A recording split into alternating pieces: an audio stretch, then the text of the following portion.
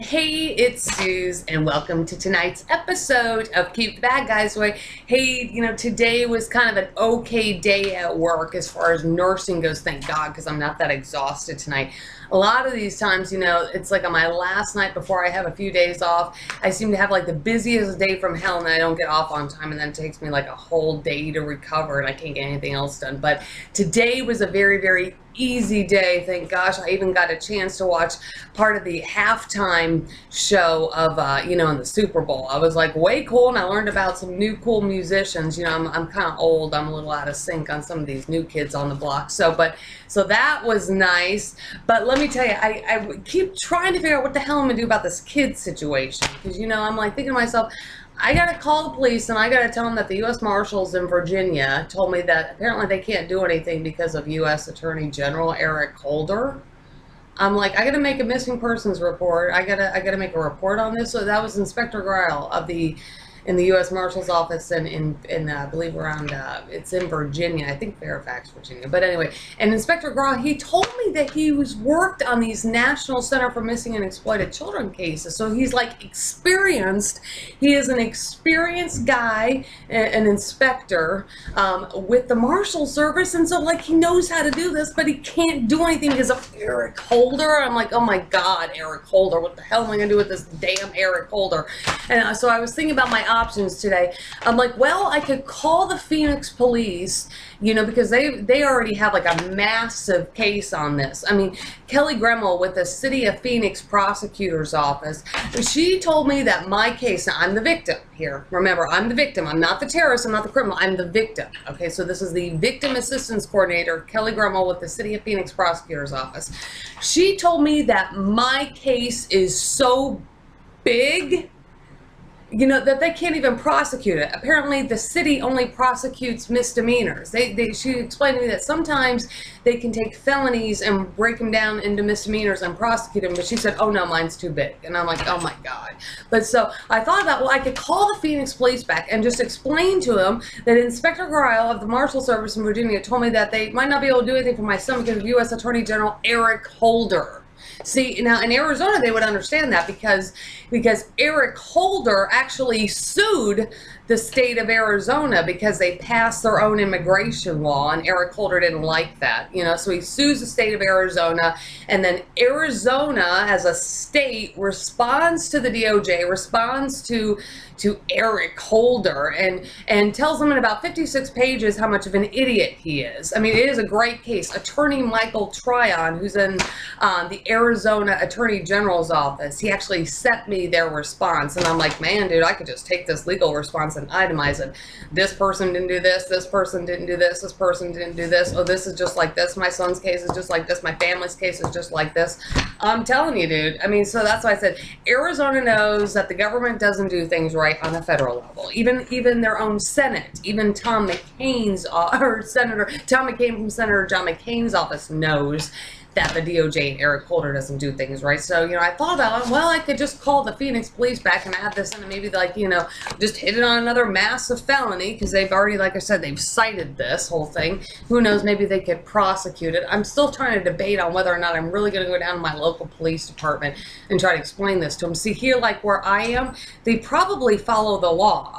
So this is everything that has happened in which people have not followed the law, or they've just made up the law as they went along, like the FBI. I mean, that's what they do. They just kind of made this up as they went along, and then I'm trying to combat everything illegal that they're doing. So I mean, I'm just trying, still trying to imagine the fact that I would try to explain this to probably a police department that follows the law. But anyway, so I'm looking at my options here. I'm like, well, I'll just take this letter from Senator Dianne, Feinstein that talks about the FBI here, and I'll just circle around to every law enforcement person that knows this case. Like I sent it up to Alaska, I've sent it, into Houston, I'll just send it to everybody. I've sent it all through California already. I mean, I'll just keep trying, and somebody with some kind of law enforcement knowledge, somebody that went to law enforcement school. I'm sure somebody knows what the hell to do with this, because I'm still thinking to myself, what the hell am I going to do about that asshole Eric Holder? What am I going to do about this kid situation? I mean, I just don't even, oh my God, don't even know what to do myself. Some people thought that maybe President Obama would do something. I'm like, well, okay, well, the Secret Service knows me, and they know the Secret Service in Arizona and some other states, and the Secret Service in Washington, D.C., they know me because I when I was up there trying to hit Harry Reid over the head in the nicest way that I possibly could, because his damn Las Vegas office wasn't doing anything. That was back in January of 2010. So I was up in Washington, spent all this money to go to Washington. I'm like, shoot, I'll just tour the White House while I'm here. So Senator Harry Reid's office arranged my White House tour. And so, the Secret Service in D.C. and at the White House, they know me. And I'm like, oh, and I even saw President Obama. He was like, I was in the White House, and he was leaving around the side, and then he got into his, like, little Air Force One helicopter and took off. But, so people were like, hey, and then I got a letter from the Secret Service. Because, apparently my identity stuff is pretty big, and I think I throw up some red flags, like even when I toured the White House, and which may include my Secret Service background check. But I did, pass that and tour the White House. So I thought, okay, I'll call the Secret Service. Maybe they can get through to President Obama. Maybe they could do something about this. Okay, well, let me see. I called the Secret Service in Phoenix. This was a few years ago, and and I guess that they don't routinely do those kinds of things, at least maybe his office didn't per se. And so, but he, encouraged me to try to keep working with Congress and all this. And then I'll never forget, he even said something to the effect of, aren't you from Arizona? In other words, like, I mean, come on, like, does this surprise you? It's, even though he's a Secret Service and he works for the government, but when you live in a state in which, your own government's screwing you over and you're a resident of that state, I mean, it's kind of a weird situation. So I knew where the Secret Service was getting at. But when I was down in Houston, Texas a couple years ago, I called the Secret Service up in Washington, D.C. I was like, hey, you know what? Okay, I'm reading like the letter about my White House tour, and I'm like, and they had actually referred it to White House counsel. I'll put the letter, up at the end of this video. So I'm like, okay, well, maybe the Secret Service, maybe they can get through to White House counsel. So I called them. Maybe White House counsel can do something about this, since, this is all like crime and legal stuff. And I called them like on a Saturday. And, the Secret Service explained to me, it was a Saturday, and that they wouldn't be able to call White House counsel until Monday. Well, that was a couple of years ago. And, I still haven't heard back from White House counsel on this whole thing. So I don't think the White House is going to do anything for me either. And I don't really know why, dude. I mean, I was there. I mean, can't they interpret fraud? Fraud and garbage and crap. I don't know, but President Obama's not doing anything for me either. White House counsel not doing anything. So I still don't know what the heck to do about these kids. This is like a horrible damn situation. So anyway, there was another option that has come up at work. And so there's a nurse that I work with. And a few weeks ago, I had overheard her say something about her dad being a really, really big wig in a sheriff's office. Not the sheriff's office where I'm at right now, where I'm living, but like, in the next county down the road over the hill kind of thing. And I was like, oh man, boy, she's lucky. Boy, I mean, my dad died when I was a kid, but man, she is lucky that her dad is a big wig in the sheriff's office. So, and I'm like, well, and I debated, should I tell her? Should I not tell her? Should I tell her? Should I not tell her? Then I come to find out that her boyfriend is a deputy sheriff in the county that I live in. I'm like, wow, dude, man, she is really lucky. Her boyfriend's a deputy sheriff, and her dad is a big wig in the sheriff's office in another county. I mean, boy, this is the chick I need to talk to. So about a week ago, I didn't really give her a copy of all these letters. I just went up to her and I'm like, girlfriend, I got this whole major disaster and I really don't know what to do with it. I'm like, okay, so, your boyfriend works the sheriff's office and so does your dad and stuff? And then she's like, yeah.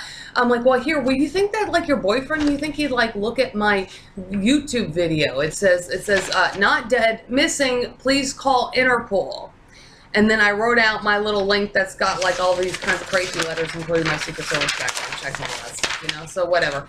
And then she's like, oh, you working tomorrow? I'm like, no, I'm not working tomorrow. But then, so I hadn't seen her in a week. Well, she was there today. So this was last Friday. Now today she was there. And I was like, girlfriend, did you show my stuff to your boyfriend? Because, I want you to see this, because I got this letter, says FBI on it, And then, so here's what she's trying to tell me. She's like, oh, I haven't seen him. He'll be back on Tuesday. And I'm like thinking to myself, Your boyfriend, you haven't talked to your boyfriend like all week. I mean, man, dude, you know what? I tell you, if I hadn't talked to my boyfriend all week, I would be like really, really, really, really freaking pissed. I'd be wondering what the hell he's doing, especially since he's law enforcement. Now, my mom, see, this goes back to what my mom taught me when I was a little girl. My mom was an ER nurse.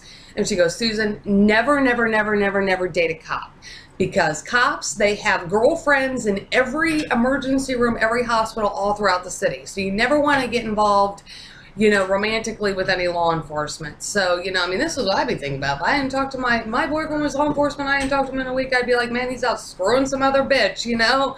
But anyway, so the story from the nurse today is that she hadn't seen her boyfriend, hadn't talked to him or whatever for a week, and he'll be back till Tuesday or whatever. And so I'm just kind of thinking to myself, and I had printed off these letters. You know, I was going to give her this ICC letter, I was going to give her my Homeland Security letter, and I was going to give her, you know, this other letter from Senator Dianne Feinstein. And, you know, like, I copied these for her. I was going to, you know, I was like, wanted to get, you know, one for her boyfriend, maybe one for her dad, you know, when she saw her dad. But, you know, and so I copied him, and I said, girl, I copied these. You can give these, you know, to him. And so she's like, okay, just lay it on my desk. Okay, so I laid these 2 copies on her desk, you know, outside of her patient's room, and I walked by an hour or so later, and there's like still sitting there, and I'm like, dude, man, I can't have all this massive shit be running around, you know, the ICU of the hospital. I mean, we're talking about stuff that says like Homeland Security. I mean, you know, we just can't have FBI, can't just be sitting around the nurse's station. So just kind of getting the feeling that she really just didn't want to help me. So, you know, so be it. You know, this is what I run into all the time. But, you know, what's really interesting, when I was first telling her about this whole situation, I was telling her, I said, you know, maybe your boyfriend, maybe you'd want to, like, you know, work with my Homeland Security special agents. You know, if you, like, want to help me, I could, like, give them, you know, their phone numbers and stuff. Maybe you can, like, you know, talk law enforcement to law enforcement and try to help me figure out this kid's case. And she's like, why do you have Homeland Security agents? I'm like, dude, well, you know, the criminals is pretty big. Massive stuff here, dude. Big time stuff. That's why I got Homeland Security agents. It's just that, you know, I went to nursing school, not law enforcement school, and I really don't know what the hell to do about these kids. Maybe your boyfriend can help me. You know, but you know what? I gotta tell you, boy, I told her I had Homeland Security agents. That threw her. That threw her for a loop. Who knows? Maybe she's scared, dude. I mean, like, there's nothing to be scared of with Homeland Security. I mean, I don't know. I can't seem to figure out why people don't want to call Homeland Security. I mean, what the heck is the big deal? I mean, I just pick up the phone and I call them all the time. Hell, I picked up the marshals in different states and I just call them. I mean, I don't know. I don't have to worry about, you know, getting any kind of, like, how should we say? I don't have to worry about following law enforcement procedures. I don't have to worry about being made like a fool of, you know, or feeling like I'm a fool in front of, like, maybe somebody like that's a law enforcement person that's maybe higher than me. I mean, I don't know. Maybe that's why they don't want to call them. I'm like, big deal, just call my agent. I call them all the time. I'm like, I call Special Agent Burkholder all the time. I'm like, dude, okay, can you believe this happened today? I mean, you know, that's just what I do because stuff happens to me all the time. But I don't know, I can't figure it out, dude. And, you know, I just really don't know what to do about these kids. But, you know, if I could just find somebody, you know, where I am that could, like, call him or call Special Agent Bill Roney up in New York, or call Special Agent Keith Owens, he's human trafficking down in Texas. I mean, couldn't they just, like, call him, you know? I don't know. I can't figure this out. So I still don't know what to do about the kids. I'm still thinking it's an Interpol thing. I'm feeling Interpol. The trouble is that ICE doesn't have jurisdiction. It's these assholes in the FBI that have jurisdiction. And so you know what? Nothing's ever going to go anywhere unless I can get something to flip. And right now I can't get anything to flip. And, you know, every time I find, like, a resource, like this nurse at work, you know, I thought, God, perfect, nurse at work. Okay. You know, it just doesn't seem to go anywhere. So anyway, I don't really know what to do. So I'm going to keep looking. I'll keep telling you what I find out. Keep telling you about my options, you know, and whether or not anything ends up panning out. But I can tell you, I'm already tonight when I got home, based on the fact that I felt like I was getting brushed off by this nurse that's, like, you know, has got, you know, all these connections in law enforcement. I'm already thinking to myself, oh, okay, guess I got to go to another district. What other district do I have to go to? Okay, let me see if I can find another city and state to go take a contract in, so I can find somebody that wants to, like, work with Homeland Security and figure this out. I mean, isn't that horrible? I have to sit there and worry about moving all the time just to see if I can get any help. I don't know. I think that's kind of shitty, but that just is, it's kind of like the story of my life that's been going on for 10 years. So, but anyway, that's tonight's episode of Keep the Bad Guys Away. I'll keep you updated on the kids and see you next time.